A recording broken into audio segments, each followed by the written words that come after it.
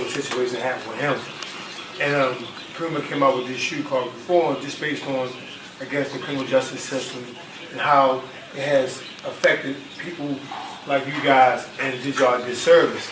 So I was talking to Emery, I was like, you know, man, let's try to find a way to get Baltimore on the map in terms of all the men I know. He's like, man, me running the show. So when I went to the punch, I was talking to Jay. And Jay always like, he always so supportive. He's like, man, whatever it is, man, we need to do, we'll get it done.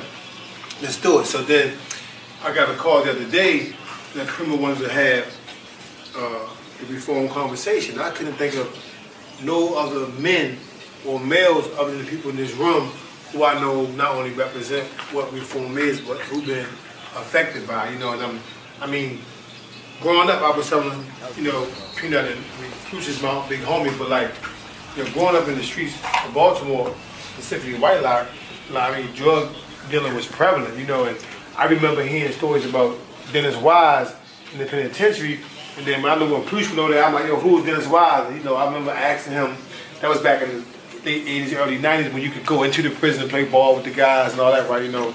And I just remember hearing all these stories about, you know, the Bodie box still in the world, you know.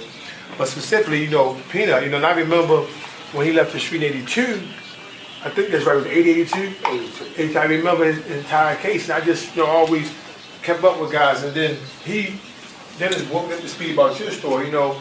So really, what I want to do